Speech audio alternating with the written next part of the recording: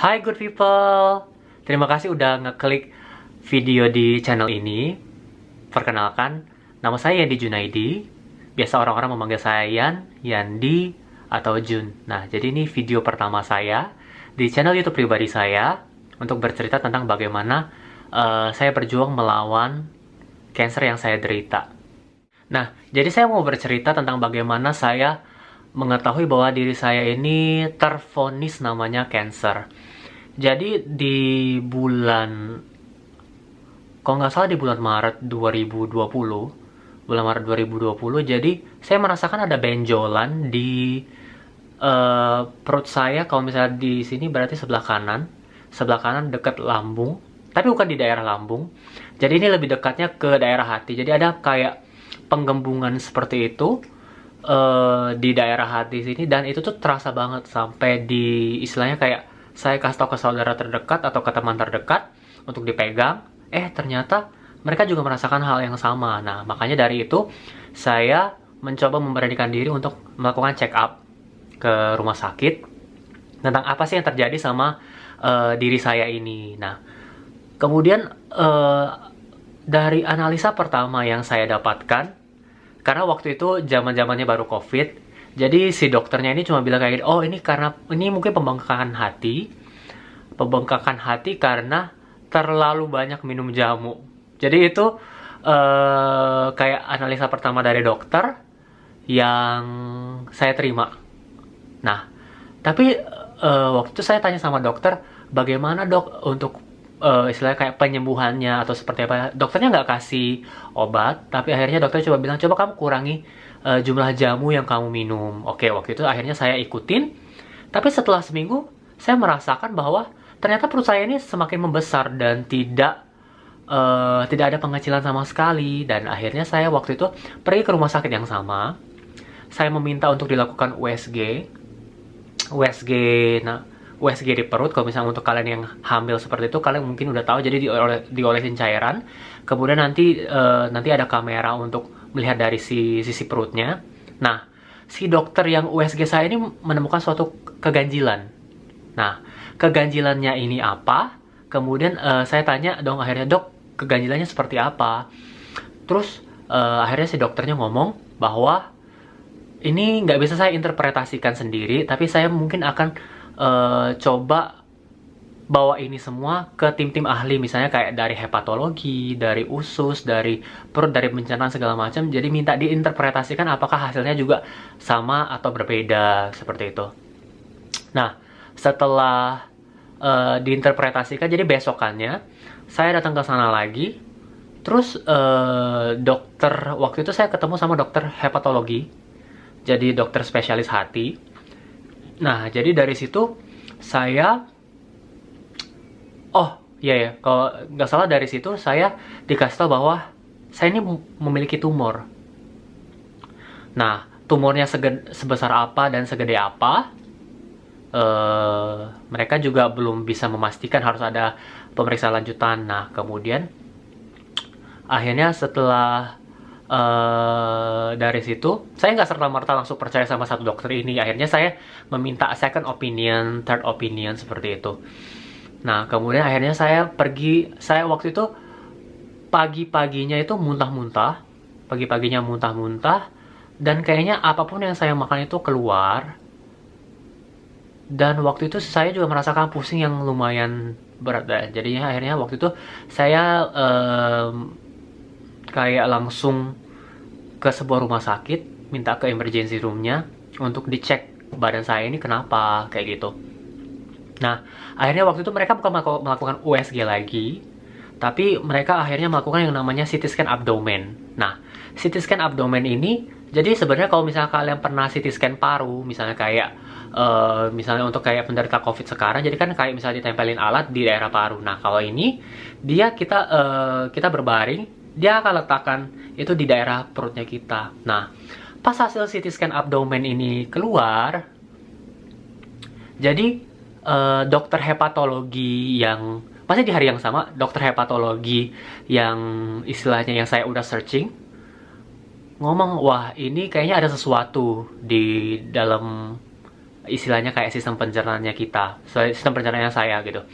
Nah, setelah akhirnya dibilang seperti itu, jadi akhirnya kita tingkatkan dari CT scan yang biasa menjadi CT scan dengan kontras. Jadi CT scan dengan kontras itu kita dimasukkan cairan tertentu untuk cairan chemical seperti itu melalui infus. Nah, itu nanti setelah dimasukkan nanti mereka akan melakukan CT scan yang sama, tapi akan terlihat semua istilah kayak titik-titik mana aja yang istilahnya lumayan ganjil dan kayaknya ada terjadi keanehan gitu. Jadi mereka akan bandingkan dengan hasil istilahnya kayak yang biasa. Nah, setelah hasil CT scan abdomen saya keluar, saya akhirnya disuruh rawat inap sama si dokternya tanpa saya mengetahui sebenarnya saya itu sakitnya apa. Jadi dia sebenarnya agak lucu. Jadi si dokter yang kesekian ini bilang sama saya bahwa, "Nak, kamu harus dirawat," gitu. Terus tapi di infusnya itu bukan cairan infus biasa yang saya tahu ya. Nah, yang di infusnya itu adalah cairan untuk hati. Nah, jadi saya ini menduga apakah saya ini menderita tumor di hati seperti itu. Nah, istilahnya nanti setelah itu saya minta saudara saya datang ke rumah sakit itu. Akhirnya dokternya baru mau kasih tahu karena mungkin dia berpikir kalau misalnya saya langsung dikasih tahu takutnya saya ada kenapa-kenapa atau misalnya langsung jadi down atau seperti apa. Jadi kayak minta bantuan dari keluarga lah seperti itu, karena saya juga dari daerah, bukan dari Jakarta asli. Nah, setelah dari situ akhirnya dikasih tahu deh sama si dokternya ke saudaranya saya ini bahwa saya itu menderita kanker hati. Nah, pas ditanya stadiumnya, ini saya sangat lumayan kaget. Kanker hati stadium 4. Jadi kayak tidak ada tanda-tanda sama sekali. Ada pembengkakan, tapi saya nggak merasakan gejalanya sama sekali. Nah, sampai hari si dokter ini mewawancarai saya, maksudnya interview sedikit tentang kehidupannya saya. Dia tanya, apakah saya sering begadang? Saya bilang tidak. Kemudian, apakah saya sering minum alkohol? Tidak juga. Saya sering makan makanan fast food? Lumayan jarang, karena saya lebih suka makanan rumahan yang dimasak seperti itu. Dan dia tanya, apakah kamu pernah mengalami sakit perut segala macam sebelumnya seperti ini? Saya bilang enggak. Ini pun sebenarnya saya tidak merasakan apa-apa karena saya heran aja terjadi pembengkakan, dok, saya bilang. Nah, kemudian dari sana akhirnya sama lagi, saya tidak serta-merta langsung percaya saja sama si dokter yang itu. Akhirnya saya minta opini yang lain di dokter yang lain, sampai saya membawa hasil CT scan abdomen dengan kontrasnya itu ke beberapa teman yang kayak tinggal di Singapura, di Malaysia, di Jerman. Jadi buat mereka untuk bantu kontak bagaimana sih istilahnya kayak kata-kata dokter di sana. Maksudnya kan pengen tahu opini lain dibanding saya menebak-nebak sendiri apakah benar ini kansernya kayak gitu. Nah, akhirnya bertemu sama satu dokter ini, si dokternya bilang sama melakukan CT scan abdomen lagi, CT scan abdomen dengan kontras lagi, dan akhirnya si dokter yang kesekian ini bilang bahwa jadi dokter ini udah onkologis ceritanya. Onkologis tuh jadi dokter spesialis cancer. Nah, setelah dilihat sama beliau bilang ini kayaknya sepertinya bukan dari hati kamu yang bermasalah, tapi dari usus besar. Nah, saya bingung dong, maksudnya sebutannya tuh seperti apa, istilahnya kayak apa sih yang saya derita ini kayak gitu. Akhirnya si dokternya menjelaskan, untuk kita lebih tahu jelasnya, kita harus melakukan biopsi untuk mengambil sel tersebut. Nah, kalau misalnya buat temen-temen yang mungkin bertanya, sebenarnya biopsi itu berbahaya atau enggak sih? Sebenarnya, kalau dibilang memang biopsi itu berbahaya. Tapi, tidak ada cara lain untuk mengetahui istilahnya kayak obat apa yang bisa untuk kayak menangkal atau menghancurkan si sel kanker ini kalau misalnya kita nggak ngambil spesimen selnya. Nah, seperti gitu. Jadi kalau misalnya istilahnya kayak ada yang bilang kalau misalnya di biopsi sekali langsung kayak menyebarnya langsung cepat gitu. Dan memang sama istilahnya kayak ketika sel cancer ini diganggu, pasti ketika istilah kayak dia ditoel sedikit, pasti akan istilahnya akan bereaksi lah. Sama kayak manusia juga, kalau misalnya diapa-apain kan bereaksi kan. Nah, ini sama juga kayak si sel cancer ini. Nah, pertanyaan yang sama itu juga diajukan oleh si dokter ini. Sama persis nanyanya sama dokter yang tadi yang di rumah sakit yang sebelumnya. Dia bilang, apakah kamu sering minum alkohol? Apakah kamu sering makan fast food? Apakah kamu sering begadang? Apakah kamu kecapean kerja? Dan itu tuh tidak pernah saya alami. Nah, waktu itu akhirnya dia bilang, apakah kamu merasa pupnya kamu jadi lebih kecil? Dan waktu itu saya akhirnya mikir, 1 bulan yang lalu masih normal, tapi sekarang ketika pembesaran perut ini semakin banyak terjadi, memang jadi lebih kecil ukurannya. Nah, dia bilang, salah satu tanda bahwa kamu terkena cancer ini adalah itu. Dan itu baru saya rasakan mungkin sekitar 1-2 minggu sebelum saya memeriksakan diri saya ke rumah sakit. Nah, kemudian saya tanyakan apa sih nama penyakit yang saya derita ini, dok? Dia bilang. Jadi sebenarnya saya itu mengalami cancer, memang cancer stadium 4 di usus besar yang namanya adenokarsinoma. Jadi karena sudah stadium 4, saya tuh sudah mengalami yang namanya metastase. Metastase itu penyebaran sel kanker. Jadi penyebaran saya itu ada di, bukan cuma di usus besar, tapi ada di hati dan di kelenjar getah bening. Jadi bayangin, apa ya bilangnya ya, kayak sedikit shock. Bukan sedikit sih, memang shock banget waktu itu. Kayak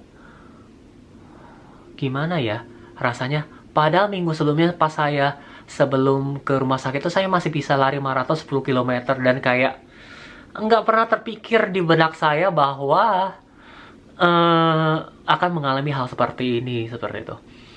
Dan waktu itu akhirnya setelah di biopsi, hasilnya itu kita masukkan ke namanya IHK, imunohistologi kimia. Jadi mereka akan tes obat apa saja yang istilahnya kayak bisa menghancurkan si sel cancer ini, karena setiap sel cancer itu punya karakteristik tersendiri. Nah, seperti adenokarsinoma ini, adenokarsinoma itu adalah seperti sel atau apa ya, kayak misalnya benda asing yang tumbuh di kelenjar mukusnya kita. Nah, kelenjar mukus itu tuh lumayan banyak di dalam badannya kita. Contohnya ada di yang tadi kayak di usus, kemudian ada di hati, kemudian ada di getah bening, ada di payudara. But please correct me if I am wrong. Maksudnya karena saya juga bukan dari anak kedokteran atau seperti apa. Jadi ini seperti dari yang saya baca informasi-informasinya yang mau saya bagikan ke teman-teman semuanya. Nah, perasaan saya saat itu selain shock ya lumayan kayak hancur ya. Kayak gimana maksudnya saya mau menjalani hidup ini ke depannya. Maksudnya orang yang sakit ini, karena banyak orang yang bilang kayak ini, orang yang sakit cancer biasa aja, kayak misal stadium 1, stadium 2 aja tuh kayak udah berat banget hidupnya.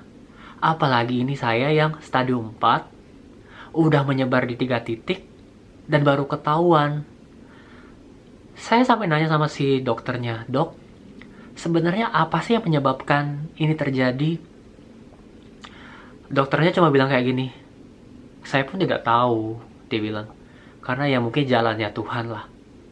Karena bayangin aja ya, November tahun 2019, saya pernah melakukan full body check up di salah satu rumah sakit di Jakarta, dan ditemukan semuanya bersih. Nah, yang saya bingung itu apakah ini mengada-ngada, apakah ini memang tidak ditemukan pada waktu itu, ataukah kesalahan alatnya, kesalahan hasil cek darahnya. Well, istilah kayak kata dokternya, gak mungkin sih kalau misal stadium 4 itu kamu tidak merasakan apa-apa. Tapi, ya mungkin kata dokternya mungkin pain tolerance kamu di badan sangat tinggi. Jadi kayak mungkin badan kamu udah memberikan reaksi sakit, tapi mungkin kamunya biasa aja. Jadi itu mungkin terjadi sama orang-orang tertentu. Nah, jadi setelah saya baca beberapa tipikal cancer usus besar yang gejalanya sering terjadi adalah, paling sering adalah pupnya berdarah. Nah, ini pun akan sulit teridentifikasi kecuali memang diambil spesimennya. Nah, setahu saya sih belum pernah merasakan yang namanya pup berdarah. Nah, kedua adalah ukuran kotoran dari pup itu akan semakin mengecil. Nah, ini yang saya rasakan. Jadi kayak yang biasanya kita ukurannya ukuran normal kalau misalnya orang BAB, ini jadi kecil banget, kayak istilahnya kayak kotorannya kambing kayak gitu. Jadi kayak butiran kayak gitu.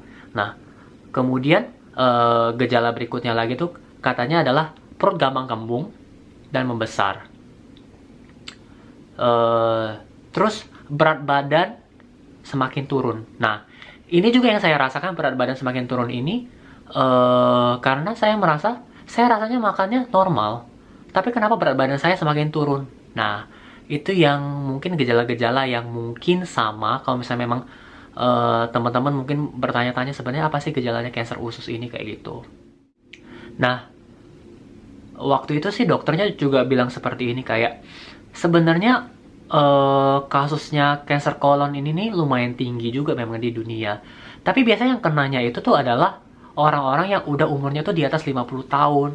Dia juga sampai bingung kenapa memang ada sih beberapa persen yang maksudnya dari usia dari anak-anak sampai kayak dewasa muda seperti saya yang mengalami si cancer usus ini. Nah, jadi memang ada yang namanya mutasi genetik yang tidak bisa kita abaikan, kata dokternya. Jadi mungkin saja gen kamu bermutasi dan itu menjadi benda asing dan akhirnya dia bertumbuh. Well, sampai sekarang pun kalau bisa ditanya teori mana yang kamu percaya, ya saya cuma bisa bilang bahwa ya mungkin banyak ya teori-teori yang berkata tentang oh cancer ini karena ini, cancer ini karena ini. Tapi saya cuma percaya bahwa ya mungkin ini cara bagaimana Tuhan menitipkan saya untuk mengalami ini, supaya saya bisa bagikan ke teman-teman semuanya untuk tahu apa sih yang saya alami dan bagaimana pengobatannya dan apa yang terjadi sama saya, efek sampingnya segala macam. Dan saya akhirnya waktu itu memberanikan diri untuk berbagi di Instagram pribadinya saya. Dan setelah saya berbagi di Instagram pribadinya saya, banyak yang akhirnya melakukan direct message, bilang bahwa pengen dong dibuatin video di YouTube untuk dijelaskan semuanya, cerita dari awal pertama kali sampai istilahnya kayak update terkini lah. Nah, karena saya tuh orangnya lumayan males untuk kayak ngedit, untuk kayak mempersiapkan kata-kata apa. Tapi akhirnya setelah di-encourage banyak orang, ya akhirnya saya buatlah video ini, buat istilahnya kayak kita sama-sama belajar dan kita sama-sama berbagi lah apa yang saya rasakan. Dan saya berharap juga kalian tidak ada yang mengalami sama seperti saya. Tapi kalau misalnya memang ada, ya kita mungkin bisa saling bertukar informasi atau istilah kayak pengobatan apa yang saya jalani, obat apa yang saya minum, kira-kira makanan apa yang saya hindari buat makan, kemudian saya bagaimana pola istirahatnya, bekerjanya seperti apa. Jadi ya mungkin informasi-informasi seperti itu yang bisa kita saling tukar ya. Jadi kalau misalnya memang kalian butuh informasi apa, please direct message ke saya untuk tahu ini semua kayak gitu. Jadi mungkin saya akan bahasnya lama, tapi pasti saya balas satu persatu begitu. Dan kalau misalnya memang kalian mau lihat kayak hasil biopsinya, kolonoskopinya, hasil dari apa namanya kayak CT scan abdomennya, karena gambarnya lumayan disturbing. Jadi mungkin nanti saya akan coba tampilkan kalau bisa. Tapi kalau misalnya berdasarkan regulasi dari YouTube-nya memang akhirnya tidak bisa, ya kalian bisa DM saya di Instagram dan nanti mungkin saya bisa bagi share istilahnya hasilnya saya waktu itu, seperti itu. Oke, mungkin ini video dari saya yang pertama cukup sampai di sini dulu. Nanti di next video saya akan menceritakan bagaimana istilahnya perjuangan saya, pengobatannya seperti apa, yang sudah saya jalani dari bulan April sampai sekarang di bulan Januari 2021. Oke, thank you good people for watching. Jangan lupa buat share informasi ini ke teman-teman yang lain. And stay healthy.